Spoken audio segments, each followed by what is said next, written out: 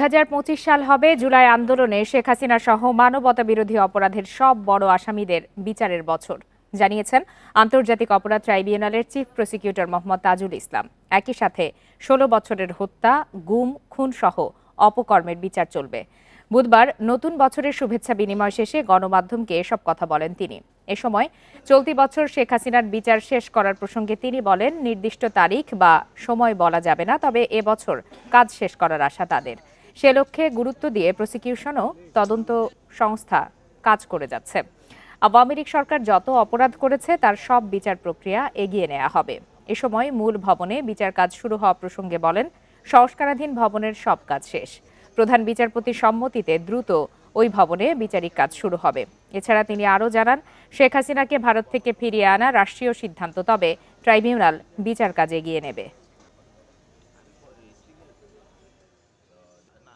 আমরা চেষ্টা করব 2025 সালের মধ্যে এই বিচার প্রক্রিয়াগুলোর একটা শুভ সমাপ্তি ঘটানোর জন্য, কিন্তু এটা কোনো সুনির্দিষ্ট ডেডলাইন নয় যে আমরা একেবারে এই সময়ের মধ্যে করে ফেলব।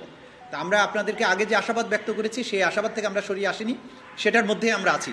আমরা আশা করছি এই বছর বিচারের বছর হবে। এ বিষয়ে আরো বিস্তারিত জানাতে এই মুহূর্তে যোগ দিয়েছেন সহকর্মী জাহিদুল বাশার। সরাসরি চলে যাচ্ছে তার কাছে।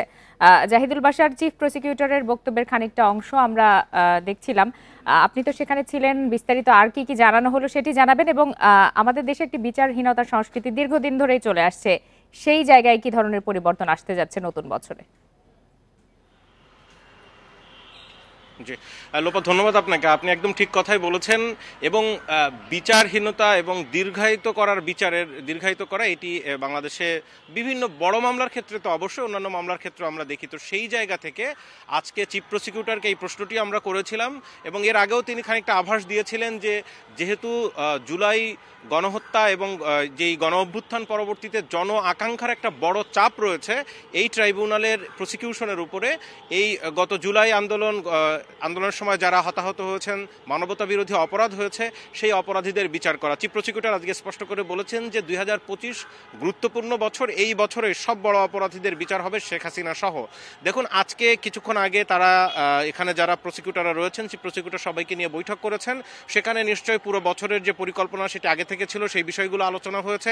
একই সাথে যেটি বলা হচ্ছিল যে আন্তর্জাতিক অপরাধ ট্রাইব্যুনালের যে মূল ভবন, অর্থাৎ যে ভবনটিতে যদি একটু মনে করে দেয়, এখান থেকে 5-7-8 বছর আগে আওয়ামী লীগ যাদের বিচার করেছিল, জামাত ইসলামী এবং বিএনপি নেতাদের যে যুদ্ধাপরাধের বিচার যেখানে করেছিল, আমি যদি একটু এই মুহূর্তে দেখাই, আমার পেছনের যে মূল ভবন, এই ভবনটিতে মূলত বিচারিক প্রক্রিয়া শুরুর বিষয়টি একটি বড় প্রশ্ন ছিল, এবং সেই ভবনে কবে নাগাদ আসবে? আপনি জানেন যে মাত্র 1 মাসের মধ্যে এই ভবনটি একেবারে প্রস্তুত করে দেওয়া হয়েছে। এটা একরকম পরিত্যক্তই ছিল, কিন্তু কারণ বলা হয়েছে যে এই বিচারটি যেহেতু আন্তর্জাতিক অপরাধ ট্রাইব্যুনাল, আন্তর্জাতিক অপরাধ আইন যেটি 1973-এর অ্যাক্ট অনুযায়ী হচ্ছে, এখানে বিভিন্ন আন্তর্জাতিক যারা পর্যবেক্ষক তারা আসবেন, এই বিচারটি আন্তর্জাতিক মানের হচ্ছে কিনা আন্তর্জাতিক মিডিয়াগুলোর নজর থাকবে।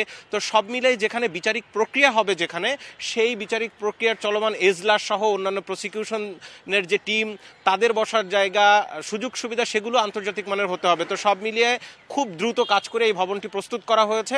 আমরা যেটি ধারণা করছি এবং প্রসিকিউশনের সাথে কথা বলে আগামী কয়েকদিনের ভেতরে মূল বিচারিক কার্যক্রম সেটি কিন্তু এই ভবনে স্থানান্তর করা হবে। তখন এই বিচারের প্রতি মানুষের যে নজর, এই বিচারের যে খবর, সেটি আরও বড় আকারে সামনে আসবে। আপনি জিজ্ঞেস করেছিলেন যে চিফ প্রসিকিউটর আজকে আর কি বলেছেন। দেখেন, চিফ প্রসিকিউটর স্পষ্ট করে বলেছেন যে যত ধরনের প্রতিবন্ধকতা আসুক, সব প্রতিবন্ধকতাকে এড়িয়ে, একেবারে সব প্রতিবন্ধকতা মোকাবেলা করে জন আকাঙ্ক্ষা পূরণে জুলাই গণহত্যা, মানবতা বিরোধী অপরাধের বিচার নিশ্চিত করা হবে, সে লক্ষ্যে তারা কাজ করছেন। এই সুযোগে আরেকটা তথ্য একটু বলে রাখি, আমরা যে ভবনটি দেখাচ্ছি, এখানে চিফ প্রসিকিউটর বলেছেন এর আগে যে এটি হবে ট্রাইব্যুনাল 1।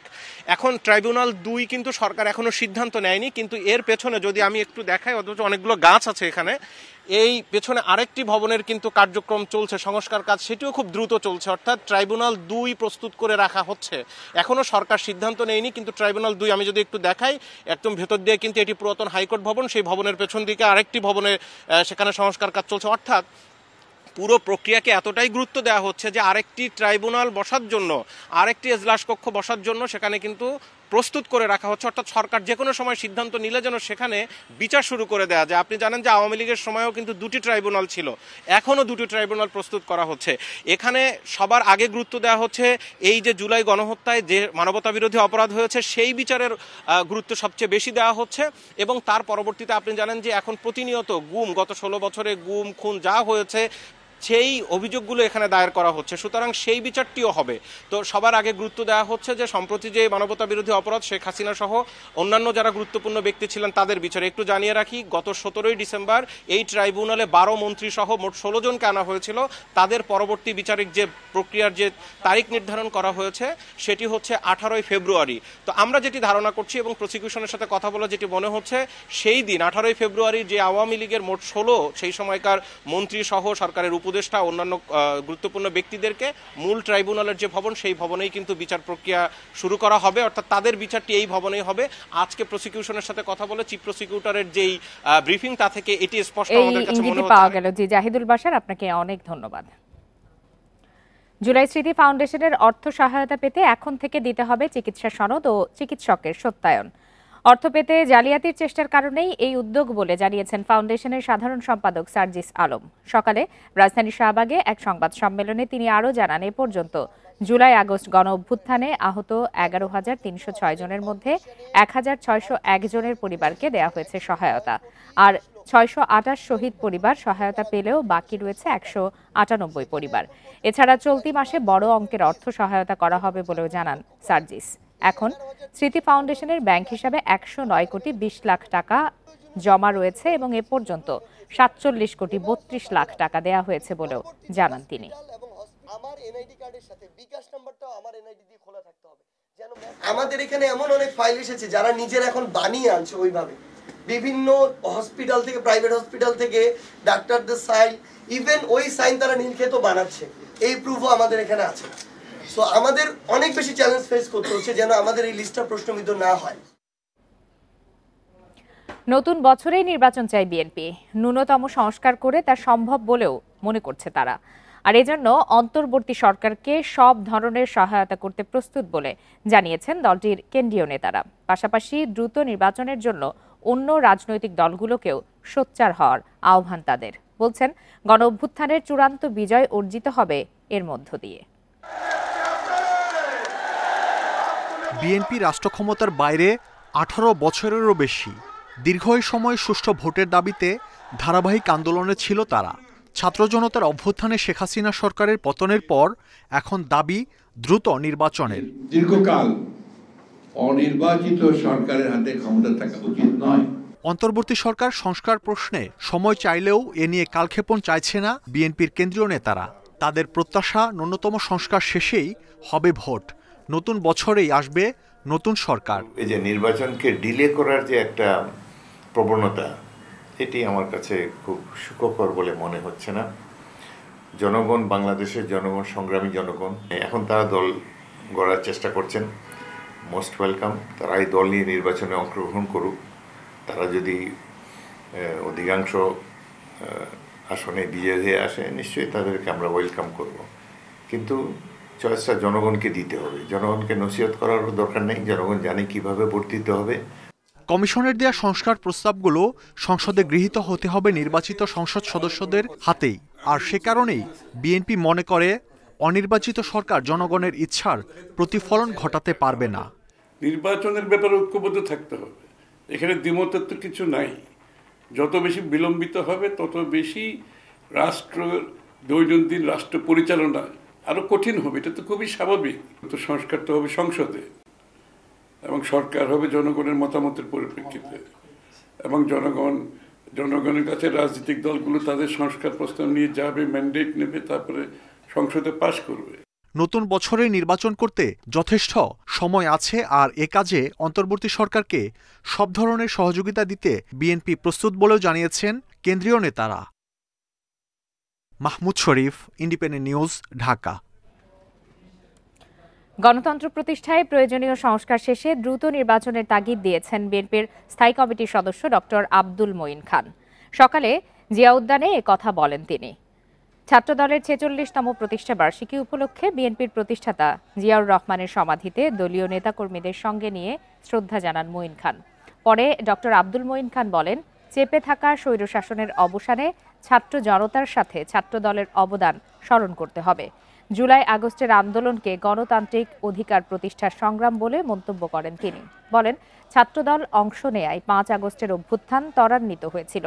বিএনপির এই সহযোগী সংগঠন বৈষম্য বিরোধী ছাত্র আন্দোলনের ব্যানারেই আন্দোলনে অংশ নেয় বলেও জানান তিনি। সংস্কার কোনোদিন থেমে থাকে না, কাজেই আগে সংস্কার পরে নির্বাচন অথবা আগে নির্বাচন পরে সংস্কার, এগুলো কোনো অর্থবহ প্রশ্ন নয়। সংস্কার চলবে যদি আমরা গণতন্ত্রে বিশ্বাস করি। প্রতি 5 বছর নির্বাচন হবে। আপনারা নতুন প্রজন্মের কথা বলেছেন, এদেশে নতুন প্রজন্ম তো ভোট দেবারই সুযোগ পায়নি, তারা আকুল হয়ে আছে। উপজেলা পর্যায় থেকে সেরা উদ্ভাবন তুলে আনতে পারলেই হবে প্রকৃত আন্তর্জাতিক বাণিজ্য মেলা।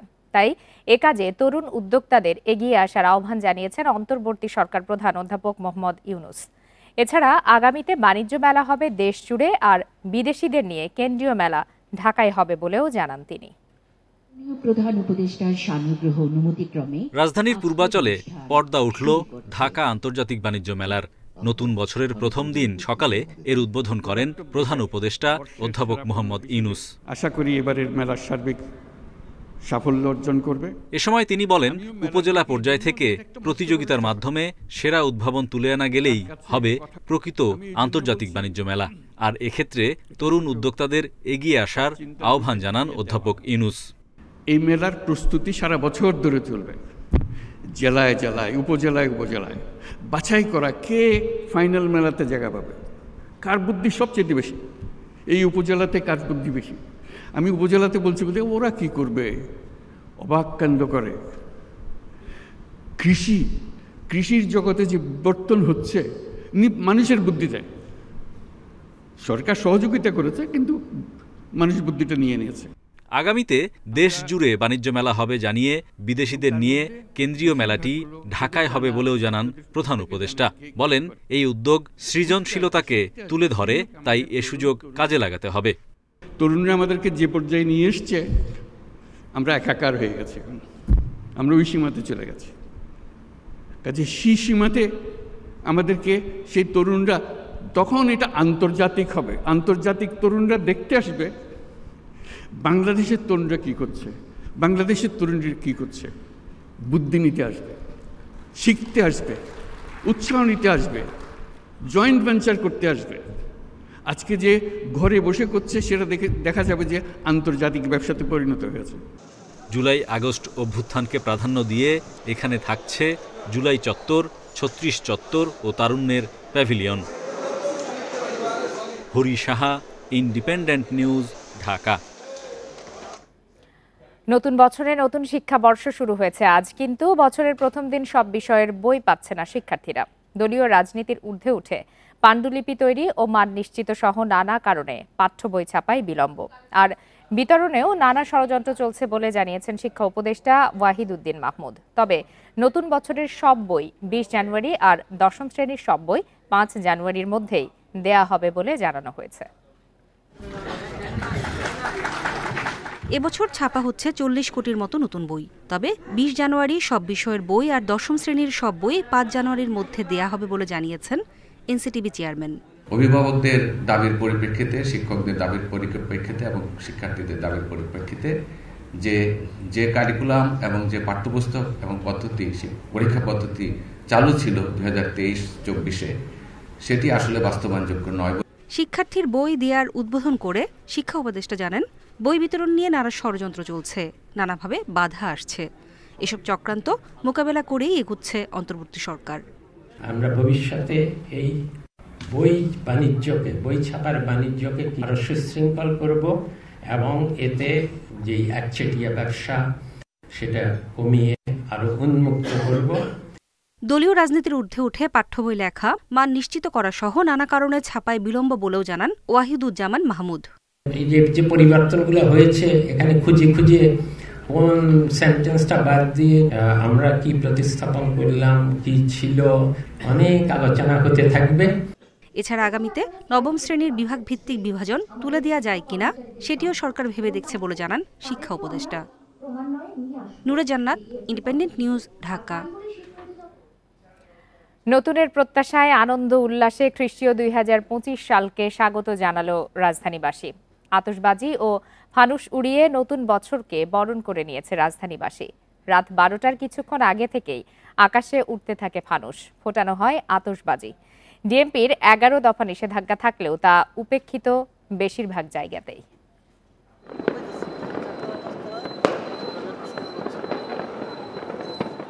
ঘড়ির কাঁটায় 12টা বাজতেই আলোকিত রাতের ঢাকা। হাজারো আতশবাজির আলোকছটা আর মুহুর্মুহু শব্দে 2025 সালকে বরণ করে নেয় রাজধানীবাসী। নিজ নিজ বাসাবাড়ির ছাদে খ্রিস্টীয় নতুন বছরকে বরণে উল্লাসে মেতে ওঠেন নগরবাসী। রাজধানীতে শব্দদূষণ বন্ধ ও আগুনের ঝুঁকি এড়াতে বর্ষবরণের উৎসবে আতশবাজি, পটকা ফাটানো ও ফানুস ওড়ানো নিষিদ্ধ করে ডিএমপি। তবে উৎসব উদযাপনের বাঁধভাঙা আনন্দে টেকেনি নিষেধাজ্ঞার বেড়াজাল।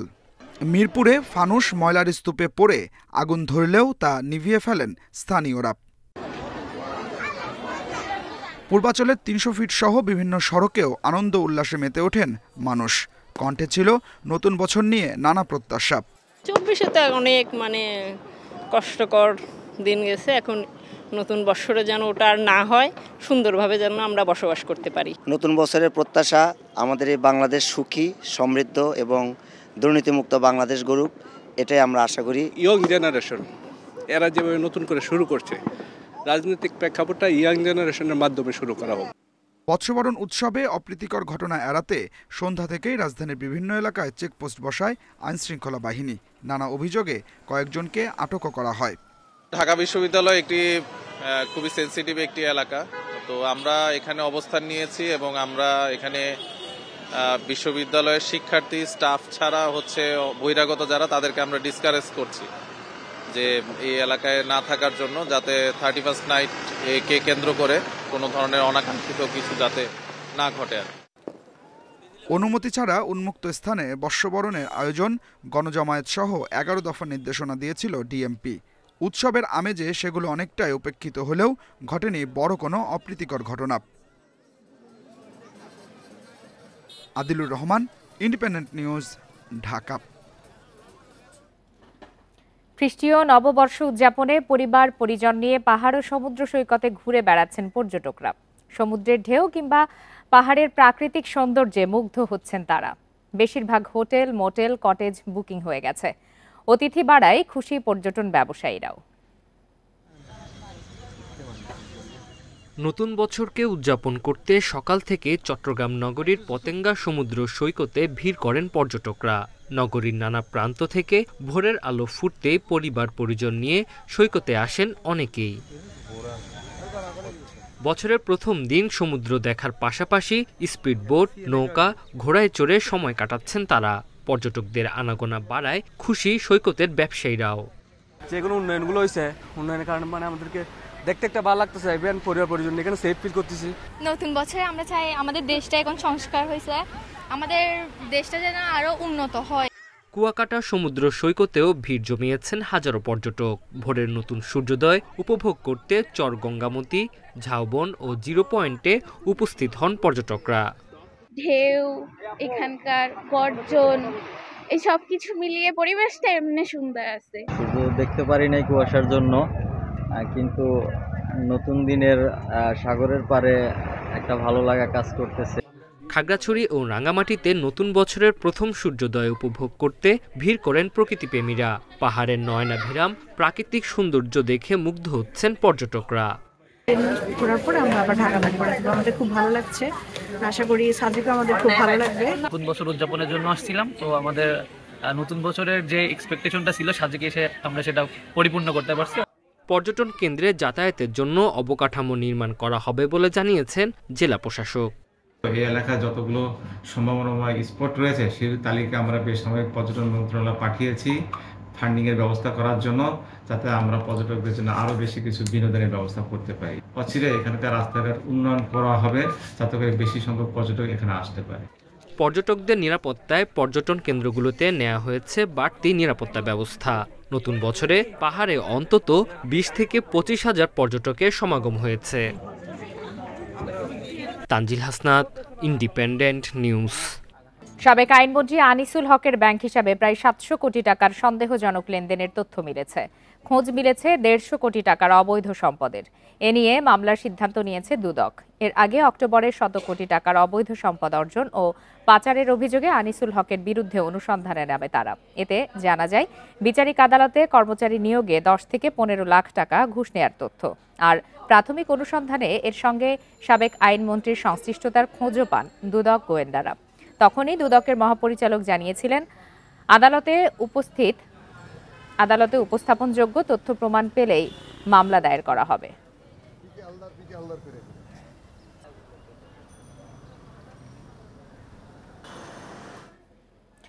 ঢাকার কামরাঙ্গীরচরে চাঁদাবাজির 2টি মামলায় সাবেক খাদ্যমন্ত্রী কামরুল ইসলামকে 4 দিনের রিমান্ড দিয়েছে আদালত। সকালে ঢাকা মেট্রোপলিটন ম্যাজিস্ট্রেট বেলাল হোসেনের আদালত এই আদেশ দেয়। এর আগে সকালে কামরুল ইসলামকে আদালতে হাজির করা হয়। পরে 2 মামলায় 10 দিন করে রিমান্ডের আবেদন করেন মামলার তদন্তকারী কর্মকর্তারা। আদালতের শুনানিতে সাবেক মন্ত্রী কামরুল নিজেকে নির্দোষ দাবি করেন। পরে চকবাজার থানার একটি হত্যা চেষ্টা মামলায়ও তাকে গ্রেপ্তার দেখানো হয়। এদিকে সকালে লালবাগ থানার এক হত্যা মামলায় চকবাজার থানা আওয়ামী লীগের সভাপতি সিরাজুল ইসলামকে গ্রেপ্তার দেখানো হয়েছে।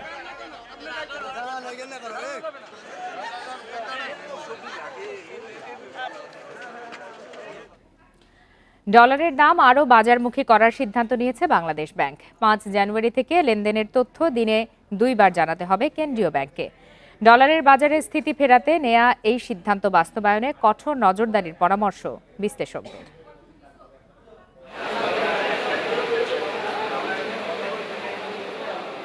গেল কয়েক মাস ধরে বাড়ছে রেমিটেন্স প্রবাহ।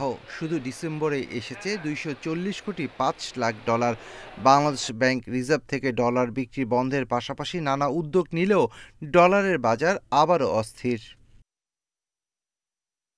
ব্যাংকগুলোতে সরকার নির্ধারিত ডলারের দাম 120 টাকা নির্ধারণ করা হলেও বাস্তবে তা মিলছে না। কেনাবেচা হচ্ছে নির্ধারিত দরের চেয়ে 3 থেকে 4 টাকা বেশিতে। খোলা বাজারে ডলারের দাম আরও বেশি। মানি এক্সচেঞ্জগুলো বলছে চাহিদা বাড়ায় বেড়েছে ডলারের দাম। গভর্নমেন্টে বিল পরিশোধ করতে হবে বিভিন্ন আন্তর্জাতিক অঙ্গনে, এতে ডলারের ক্রাইসিস যেমন ব্যাংকে বাড়ে, ব্যাংকে বাড়ার সাথে সাথে ক্রাইসিস মার্কেটেও বাড়ে। অনেকে সময়টা মূল্যায়ন করতে চায় না, শর্টকাটে নিয়ে করতে চায়। এক্ষেত্রে মানি এক্সচেঞ্জের ডলারটা একটু বেশি হয়। সরকারের যে মানি এক্সচেঞ্জের ডলারের যে দাম নির্ধারণ করে দেয়, আমরা ম্যাক্সিমাম টাইমে সেই জিনিসগুলো এখানে পাই না। রেমিটেন্স সংগ্রহের ক্ষেত্রে ডলারের সর্বোচ্চ দর 123 টাকা। তবে রেমিটেন্স ও রপ্তানি আয়ের বিনিময় হার একই হবে। ডলারের বাজার স্থিতিশীল রাখতে দিনে 2 বার বৈদেশিক মুদ্রা কেনাবেচার তথ্য জানাতে হবে কেন্দ্রীয় ব্যাংকে। বাজার ভিত্তিক পদ্ধতি কার্যকর হলে ডলারের দাম স্থিতিশীল থাকবে বলে আশা সংশ্লিষ্টদের। খোলা বাজারের সাথে যখন অফিসিয়াল মার্কেটের ডিফারেন্সটা যখন বেড়ে যায়, তখনই কিন্তু একটা সন্দেহের জায়গা থাকে যে নিশ্চয়ই আগের মতো ওই অসৎ উপায়ে টাকা পয়সাগুলো বাংলাদেশ থেকে বের করে দেওয়া, সরাসরি সম্পদ পাচার। ইম্পোর্ট পেমেন্ট বা অন্য কোনো কারণে এক্সচেঞ্জ হাউসকে অতি রেট 123, 24, 25, 27, 28 পর্যন্ত দিয়ে ডলার আনে। আমার মনে হয় ব্যাংকগুলোর এই প্রবণতাটা রোধ করা উচিত। ডলারের দাম স্থিতিশীল রাখতে বাংলাদেশ ব্যাংকের কঠোর নজরদারির পাশাপাশি জড়িতদের বিরুদ্ধে কঠোর শাস্তি নিশ্চিতের তাগিদ বিশ্লেষকদের। Shafil Alam Sujon, independent news, Dhaka. বন্ধ ঘোষণার 1 সপ্তাহ পর আবারও খুলে দেওয়া হয়েছে এস আলম গ্রুপের চট্টগ্রাম ভিত্তিক 9টি কারখানা। মঙ্গলবার রাতে গ্রুপের মানব সম্পদ ও প্রশাসন বিভাগের প্রধান বোরহান উদ্দিনের স্বাক্ষরিত বিজ্ঞপ্তিতে এই তথ্য জানানো হয়। আজ সকাল থেকে কাজে যোগ দেন এসব কারখানার প্রায় 12,000 কর্মী। তবে কী কারণে কারখানা বন্ধ ঘোষণা করা হয়েছিল তা জানায়নি এস আলম কর্তৃপক্ষ। এর আগে 24 ডিসেম্বর আলাদা বিজ্ঞপ্তির মাধ্যমে 9টি কারখানা বন্ধের ঘোষণা দেওয়া হয়। তাৎক্ষণিকভাবে কারখানা শ্রমিকরা প্রতিবাদ জানিয়ে বিক্ষোভ ও 10 দফা দাবি জানান।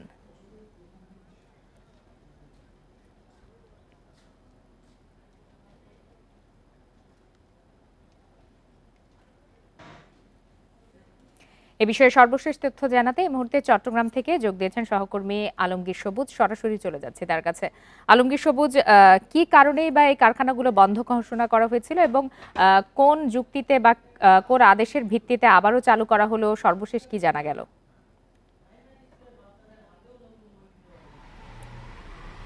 মূলত গত বছরের অর্থাৎ ডিসেম্বরের 24 তারিখ এই কারখানাগুলো বন্ধ করা হয়েছিল, 9টা কারখানা, যেগুলি বলা হচ্ছে তারা বলেছিল ওই সময় আসলে কাঁচামাল সংকটের কারণে তারা মূলত কারখানাগুলি বন্ধ করেছিল। এর মধ্যে প্রধানতম ছিল এই যে আমরা যেখানে আছি এখন SLM refined sugar industries limited সহ 9টা যে প্রতিষ্ঠান, আরও ছিল এসএলএম পাওয়ার প্ল্যান্ট সহ তাদের 9টা প্রতিষ্ঠান। তো তারা বলেছিল আসলে কাঁচামাল সংকটের কারণে এই কারখানাগুলো বন্ধ করা হয়েছিল। এর আগেও আসলে আমরা দেখেছি এই এসএলএম রিফাইন্ড সুগার এবং এসএলএম ভেজিটেবল অয়েল সহ কয়েকটা প্রতিষ্ঠানে তারা উৎপাদন সীমিত হয়ে গেছে এবং অনেক সময় বন্ধ হয়ে গিয়েছিল। তারা সেই সময় বলেছিল তারা কাঁচামাল সংকটের কারণে। এবং 24 তারিখের পরে গতকাল অর্থাৎ 31 ডিসেম্বর সন্ধ্যায় তারা মানব সম্পদ বিভাগ থেকে যে পরবর্তী যে নোটিশ দিয়েছে সেখানে বলা হয়েছে তারা আজ থেকে অর্থাৎ নতুন বছরের প্রথম দিন আজ থেকে তারা আবার উৎপাদনে যাচ্ছে, কারখানা চালু হবে। এবং আমরা যেটা খবর নিয়ে জেনেছি তারা বলেছে স্থানীয়ভাবে তাদের যেহেতু এলসি সংকট ছিল, এলসি করতে পারছিল না, এই কারণে তারা বিদেশ থেকে কাঁচামাল আনতে পারছিল না, এই কারণে তাদের উৎপাদন বন্ধ রেখেছিল। এবং এখন বলা হচ্ছে স্থানীয়ভাবে তারা তাদের কাঁচামাল সংগ্রহ করবে এবং সেই কাঁচামাল দিয়ে তারা উৎপাদনে যাচ্ছে এই 9টা প্রতিষ্ঠান।